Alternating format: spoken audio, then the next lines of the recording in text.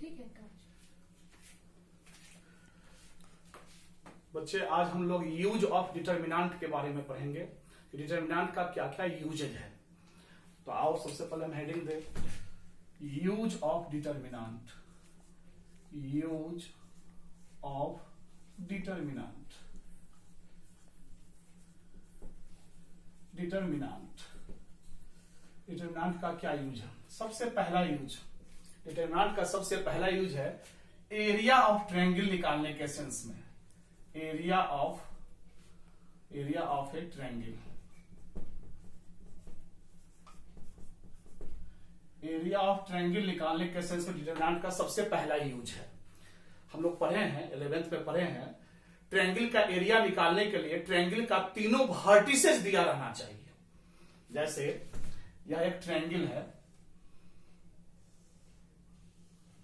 इसका vertices A B C, इसका vertices है, शीर्ष है। ए वर्टेक्स का कोऑर्डिनेट है x1 और y1, बी वर्टेक्स का कोऑर्डिनेट है x2 और y2, और सी वर्टेक्स का कोऑर्डिनेट है x3 और y3। तो ट्रायंगल का एरिया निकालने का फार्मूला हम लोग कोऑर्डिनेट ज्योमेट्री में पढ़े हुए हैं।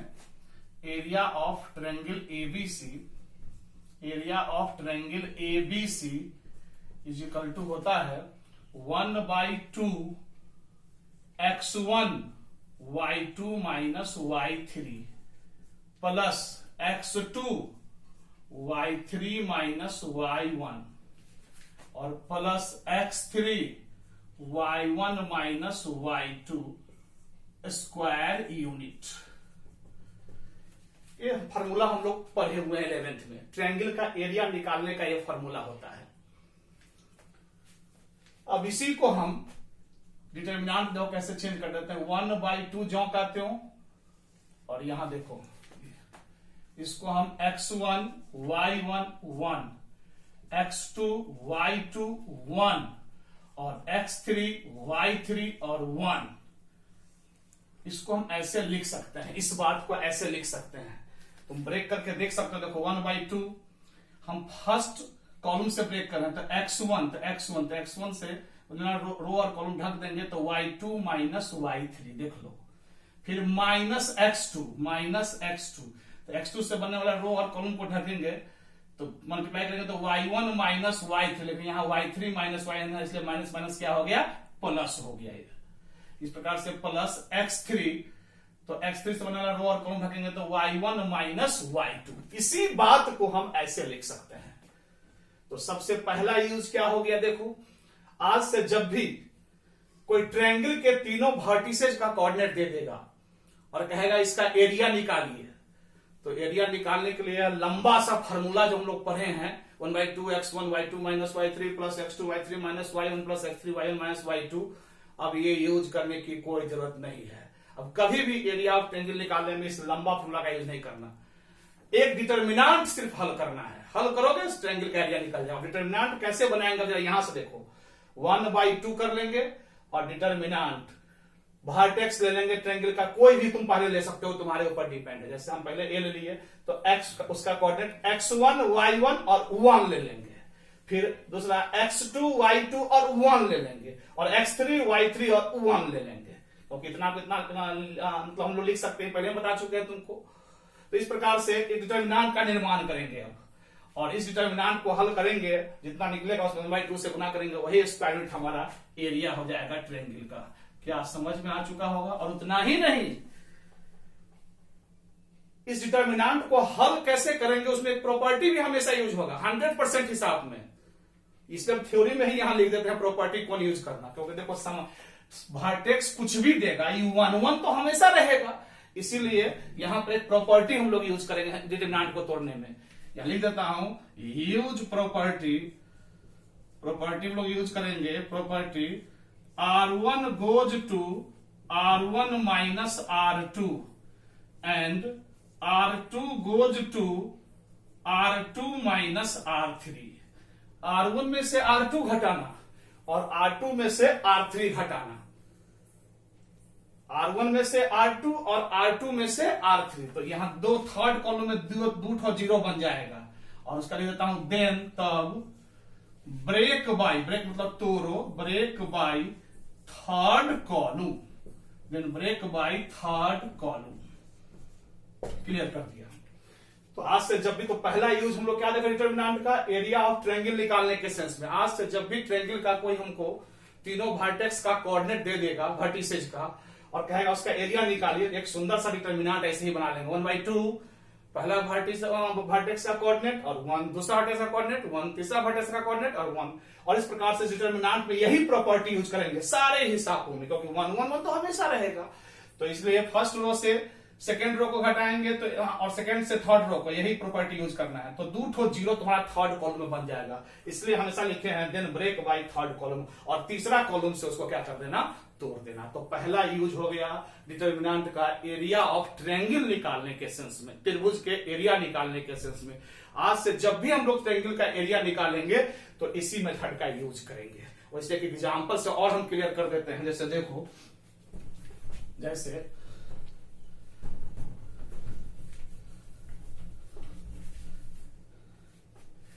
एक प्रॉब्लम मैं लिख रहा हूं, to find area of a triangle, area of a triangle whose vertices are 1 2 3 4 and 4 9। ये हमारा प्रॉब्लम है, करा to find area of a triangle whose vertices are 1 2 3 4 and 4 9। देखो ट्रायंगल का तीनों वर्टिसेज हमको दे दिया, तो हमको कहता है एरिया ऑफ ट्रायंगल निकालिए। आओ निकालता हूं solution. Area of triangle, area of triangle is equal to बस वही तीनों वर्टिसेज दिया हुआ है। पहला वर्टिसेज ले लेंगे 1 2 और 1, फिर दूसरा वर्टिसेज ले लेंगे 3 4 और 1, और तीसरा वर्टिसेज ले लेंगे 4 9 और 1, और 1/2 डिटर्मिनेंट से बाहर, यही हम बोले थे। एरिया ऑफ ट्रायंगल हमारा हो गया 1/2 पहले लिखेंगे और डिटर्मिनेंट बनाएंगे। पहला वर्टेक्स का कोऑर्डिनेट लिए और 1, दूसरा वर्टेक्स का कोऑर्डिनेट लिए और 1, और तीसरा वर्टेक्स का कोऑर्डिनेट लिए और 1। और अब इसको हम लोग इस डिटर्मिनेंट को हल करेंगे, ब्रेक करेंगे, और ब्रेक करने के लिए कौन प्रॉपर्टी यूज करेंगे, वो सारे हिसाब में एक ही प्रॉपर्टी यूज करना है। बहुत हल्का हिसाब इस पर होता है, प्रॉब्लम होता है, बता चुके हैं। R1 में से R2 घटाएंगे और R2 में से R3। यहां हमेशा R1 goes to R1 minus R2 और R2 goes to R2 minus R3। इस प्रकार से हमारा हो जाएगा 1/2, 1 में से 3 गया तो हो गया -2, 2 में से 4 गया तो हो गया -2, और 1 में से 1 गया तो 0, 3 में से 4 गया तो -1, और 4 में से 9 गया तो -5, और 1 में से गया 0, और 4 9 और 1।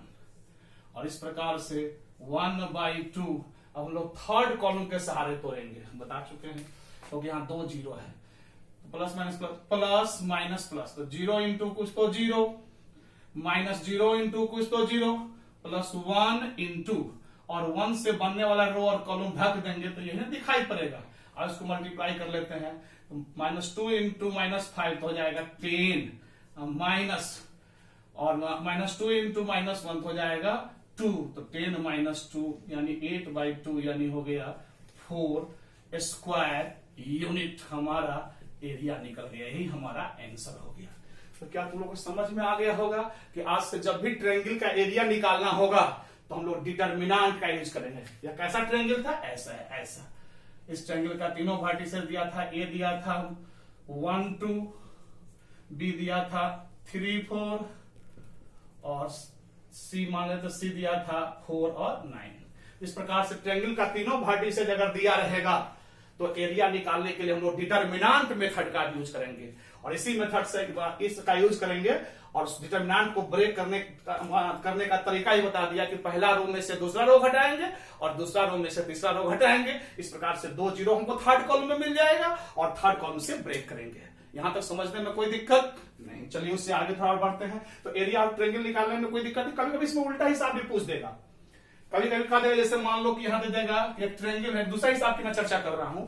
जैसे एक ट्रायंगल दे देगा, कहेगा यहां मैं कर रहा हूं, जैसे एक ट्रायंगल दे देगा, उसका वर्टिसेस दे देगा, ए का दे देगा K2 और बी का दे देगा 3, 4 और सी का दे दिया मान लो 4, 9 और कहेगा इसका एरिया जो है सो 4 है। इस ट्रायंगल का एरिया क्या है? 4 है, 4 स्क्वायर यूनिट है, इसका एरिया 4 स्क्वायर यूनिट है। एरिया ही दे दिया तो कहेगा कि फाइंड द वैल्यू ऑफ के, फाइंड द वैल्यू ऑफ के।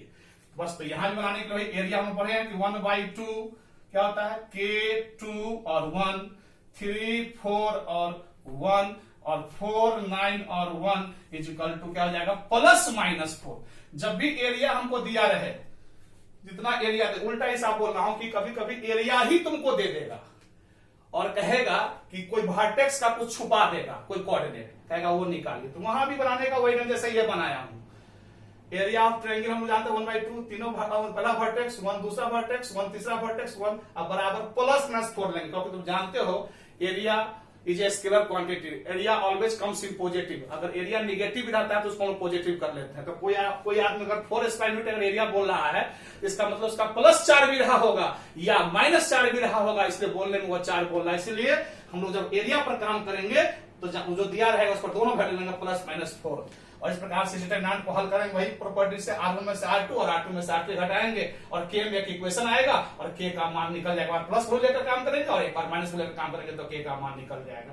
तो इस पर 2 टाइप का हिसाब बना। पहला टाइप ट्रायंगल का एरिया कहेगा निकालने के लिए और दूसरा टाइप कि एरिया दिया रहेगा तो K वगैरह का मान कहेगा निकालने के लिए। क्लियर है? यहां तक समझने में कोई दिक्कत नहीं। तो हमने पहला बात तुमको यूज बता दिया। डिटरमिनेंट का पहला यूज जो है वो एरिया ऑफ ट्रायंगल निकालने के सेंस में किया जाता है। तो आज से जब भी ट्रायंगल का एरिया निकालना होगा तो डिटरमिनेंट मेथड से निकालना। अब जरा उससे आगे बढ़ो।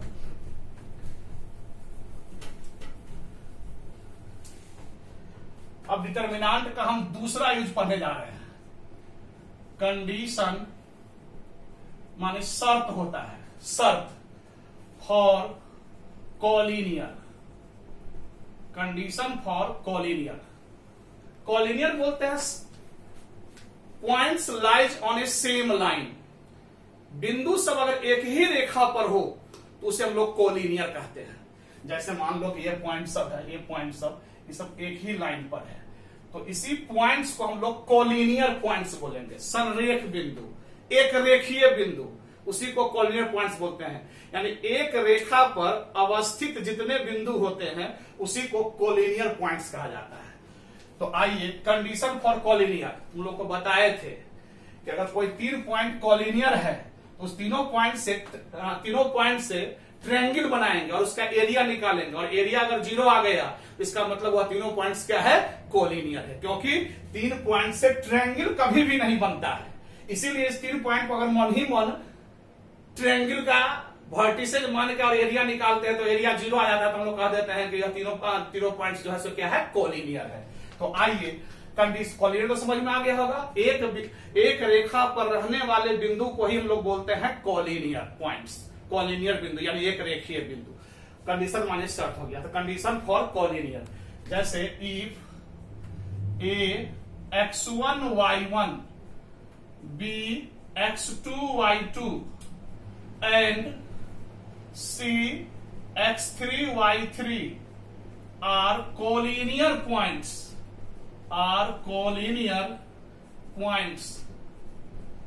then तब area of triangle ABC is equal to 0।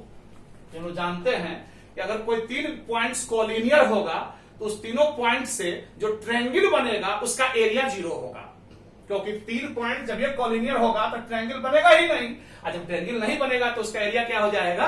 0 हो जाएगा। तो वही हमने लिखा है कोलिनियर का। यही कंडीशन हम लोग पढ़े थे 11th में भी। यहां फिर मैं दोहरा दिया हूं कि अगर a x1 y1 bx2y2 and cx3y3। अगर ax1y1 bx2y2 एंड cx3y3 यह तीनों पॉइंट्स अगर कोलिनियर होगा, देन इस तीनों पॉइंट से जो ट्रायंगल बनेगा उसका एरिया जो होगा क्या हो जाएगा, 0 हो जाएगा। वही लिखा है area of triangle ABC is equal to 0। और एरिया निकालने के लिए डिटरमिनेंट जस्ट अभी हम लोग पढ़े हैं, तो क्या हो जाएगा 1/2। और पहला वर्टेक्स हमारा है x1 y1 और 1, फिर दूसरा वर्टेक्स x2 y2 और 1, और तीसरा वर्टेक्स x3 y3 और 1 इज इक्वल टू क्या हो जाएगा 0। और यहां से 1/2 को हम 0 में फेंक देते हैं, तो हो गया x1 y1 1 और x2 y2 1 और x3 y3 और 1 इस प्रकार से बराबर 0। दिस इज रिक्वायर्ड कंडीशन, यही कोलिनियर होने के लिए शर्त हो गया, कंडीशन हो गया। यहां पे हम लिख देते हैं क्वेश्चन में, use property use R1 goes to R1 minus R2 और R2 goes to R2 minus R3 और then break by third column, then break by third column और तीसरा कॉलम से तोड़िए, third column property. This is required condition for collinear, this is required condition, यही अभिष्ट शर्त हो गया। This is required condition, collinear होने के लिए यही शर्त हो गया, दिस इज रिक्वायर्ड कंडीशन।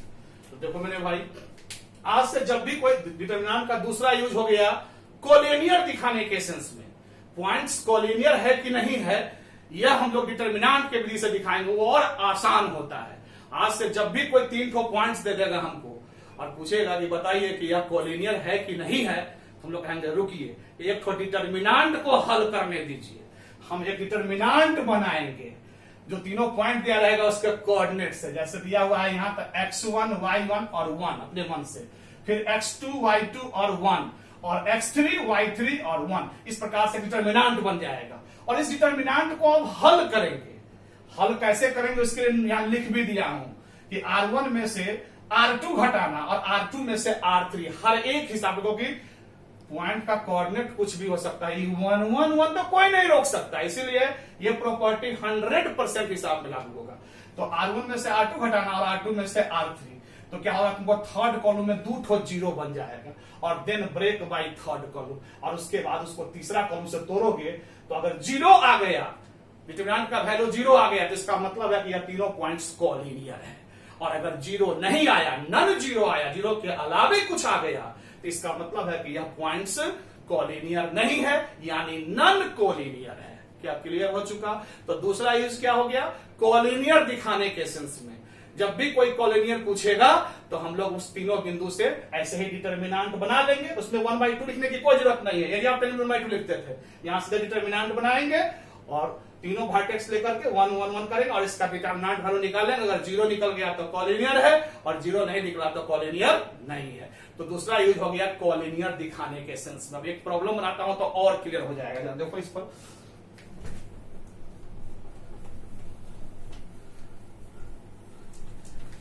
जैसे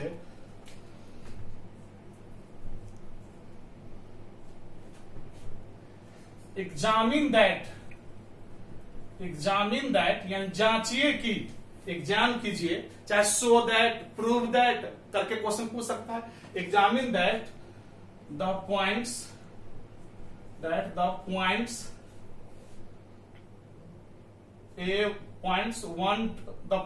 A1 to B3 4 and C5 6 are collinear, यही क्वेश्चन है। एग्जामिन कीजिए, जांचिए कि यह तीनों पॉइंट्स जो है सो कोलिनियर है। तो आइए इसका सॉल्यूशन देखो। Points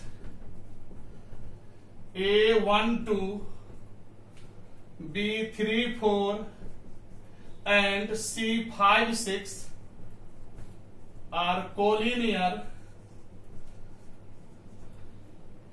if points A1 2 B3 4 and C5 6 are collinear, then तब डिटरमिनेंट, इस तीनों पॉइंट से डिटरमिनेंट बनाओ, 1 2 1 3 4 1 5 6 1, बराबर क्या हो जाना चाहिए, 0। हमने लिख दिया कि अगर यह तीनों पॉइंट कोलिनियर होगा तो इस तीनों पॉइंट से जो डिटरमिनेंट बनाएंगे उसका वैल्यू क्या हो जाएगा, 0। वही जो सिखाया हम जस्ट पहले, 1 2 1 लिए, 3 4 1 लिए, 5 6 और 1 लिए। अब इस डिटरमिनेंट को हल करो एलएचएस को।